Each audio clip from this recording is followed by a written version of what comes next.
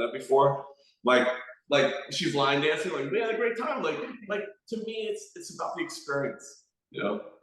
I love it. Scott, it's a great attitude to have. I mean, there's so many rumors out there about you. Are there any that you want to clear up? Well, I think one, I think people see me as unhinged, and but I will say, since my stroke, I have that don't give a shit attitude. I think sometimes I may be guilty of cutting off my nose to spite my face a little bit. But here's the thing: I don't know if I'm going to be here tomorrow. Like they say, when you have a mini stroke, the first year you're at risk of a massive stroke. But yet here I'm getting in altercations with a 32-year-old getting in a fight. You know, to me, age is a number, and I'm 52, and I don't feel 52. And I'd rather be the light that's twice as bright and half as long as I've lived it the way I want it to. I love your transparency. It's just, it's true. When you are transparent and you're a public figure, people. Yeah, but it's too much. There's all the followers. And listen, I don't know if TLC is going to hate me for this, but I would love to do my own reality show, not to exploit myself, but I would like to do something based on real problems, like negative $52 on your bank account. You get ready to take her on a date, like that kind of crap. Not plastic surgery and exotic boats and glamorous life and everything. How about minimizing and being a minimalist and living the best times of your life with nothing, you know? And I think we're losing sight of that. And I think what I would like to clear up is that I would love to do my own reality show. I'll even be the executive producer, and I'll do it for free. Give me a producer, give me an executive. Have someone help me navigate, put it together. But I will do it for free. They don't have to pay me for anything, and I'll have the #1 rated show because I think I have a pulse of what people want, and people want to get back to the days of simplicity and just about one thing. This is what I'll say, and I'm getting off a tangent. When I would visit other countries like Dominican Republic, Colombia, Ecuador, a place like that, the poorest places, and they're the happiest people. They could be salsa in the street. They could offer you their food, they offer you a meal, and they have nothing.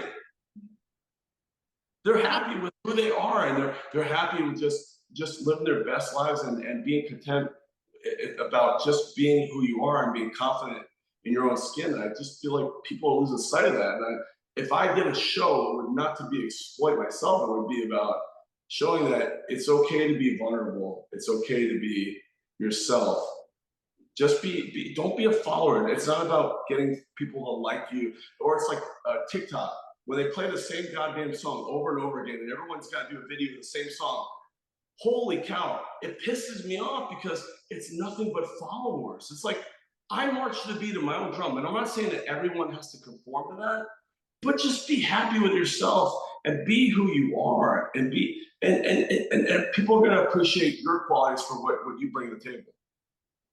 You're right. And boy, I mean, people are they're so sheep-like, they're such followers because you see like yourself, right? You put out all of your shit, which I think is great and refreshing. But a lot of people, like you said, take it as unhinged. They can't handle it because we're just so programmed to like have this kind of like what you said, have this reputation on these reality shows of like, you're getting plastic surgery, you're rich, when we know half the people on these shows are not rich. They're not what they're portrayed, but that's what TV executives want. Yeah, I feel like it's become it's not like if I watched the other day, I watched the first season of TLC 90 Day Fiance, and the very first season, and God, it was just so genuine, it was pure, it was heartfelt, and and I hate to say it, but it's a freak show now. It's the transgender movement. I get it. It's the I don't know how much I think Kenny and Armando great, but how much can you take? It's like how much gayisms can you? I mean, it's all at once. And I'm an advocate for it. In fact, I was so broke. I told her the other day. So I've never slept with a guy, but I had emails. I got emails. I was offered $10,000 to sleep with a guy. I was gonna reach out to Kenny and Rado, like, listen, I've never done this before, but how do I know if I'm a top or bottom? Like, I'm at 10 grand, you know, like I'm hurting for money. I'm not getting phone calls from Hollywood. Nobody's calling me for other shows. I'm like, you know, I was in desperation mode. I'm like, well, I'm at 10 grand, 10 grand, you know? Hey, I'll be gay for pay. I mean, that sounds pretty good. That sounds pretty good. I love your reality show idea, by the way. I think you should pitch TLC. You know, it could be bankrupt, but still balling. I mean, look at you. You've got a beautiful, you two are gorgeous together. You know, I mean, you're still living a life, even, you know, bankrupt or not. Like, I know, I'm a 52-year-old guy. Baby, which way? Is it Jim this way? Is it this way? Like, I don't even know. Like, I think I'm bigger than her on top. I'm like a C cup. B cup. Yeah. B cup. I got better moves than her too. Slide it on the way, baby. Slide it on the way. Oh, you have bigger what? Oh. I got better moves than her. Ooh. She can't move like me. Go ahead, show her. Let me see. Let's see. Show her the Columbia. Look at this. Let's see. Show her how it's done. Come on. Yeah, there we go. Let's see. See, I go with the Vikingo. The Vikingo's got the best moves. See, I'm more like Rico Suave. Okay. Are you on OnlyFans yet? Have you like launched your OnlyFans? No, I didn't. I've never been on that. I thought we weren't allowed to be on that, but I guess I'm confused. I don't know if we're allowed to be on that, but I might have to start pursuing that because right now I'm like, I got like $200 in my name right now, trying to figure out what I'm gonna do. Like, do I like tonight's like, baby, I got something romantic. We're gonna watch DVD movies. Are we not watching DVD movies? DVD movies, and we're probably gonna do peanut butter jelly. Maybe Halloween movies. Yeah. So.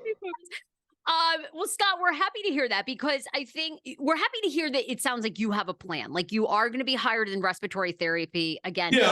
Was that even true? Did you lose a respiratory therapy job because of Love in Paradise? Was that true or not? No, I said that. I said that one thing because, well, at the time, I started to realize that every week they did a new story on me. So then I was like, okay, so they're gonna stick everything I say and my story on it.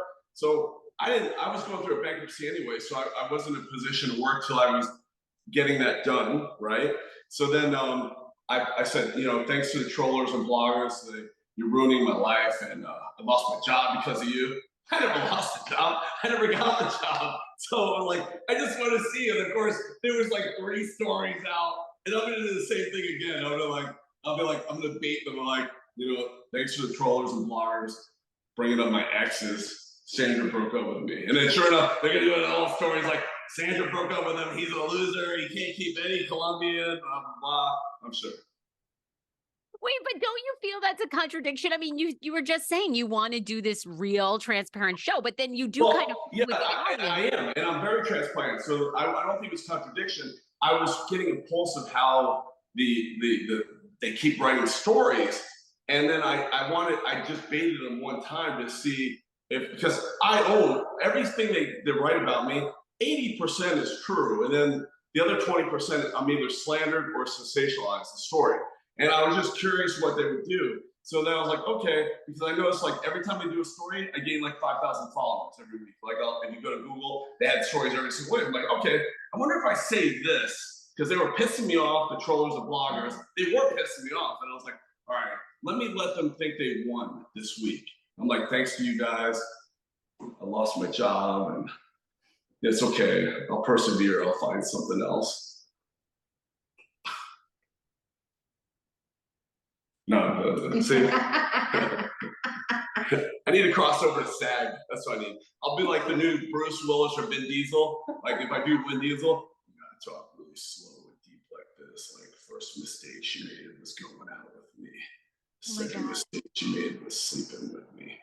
Third mistake, she's still talking to me. You know, really slow and deep like that. You know what I mean? Like Bruce Willis, like yippee-ki-yay, welcome to the party, pal. You know. Or you can help me out. Is the Kane Show still around? No. The Kane Show ended. Listen. Here, I got it. Here we go. If you can pitch me like a a radio deal. Here we go. I'll go real baritone. All right. We go 93. Here we go. You're listening to 93 FLZ. Hey, you're a caller today. Prepare to play War of the Roses. 93. Turn it up and piss off your neighbors. I plan on making love to you, Sarah, right after this commercial. You know, what do you think? Can I do it? Yeah, you kind of have a gig as a voiceover actor. I love it. I know. It'd be awesome. Like I gotta find my niche. You gotta help me out. I think you're onto it. I feel like you guys could be on the next season of 90 Day Fiance. You should pitch Sharp Entertainment. You know. Yeah, but I mean, all time, I want to go full naked, like no clothes on. Like nobody does it with their shirt off. Like if we're in the bed, we're naked. Like I want to be in the bed naked. Like we're gonna just have to like.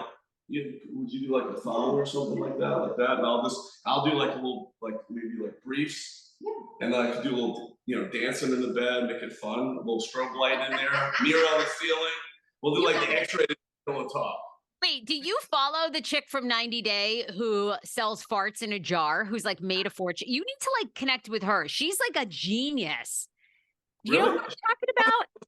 Who is that? Who does that? Okay, wait, hold on. Let me Google. Like, I'm losing her name, but hold on. She was like farts in a jar.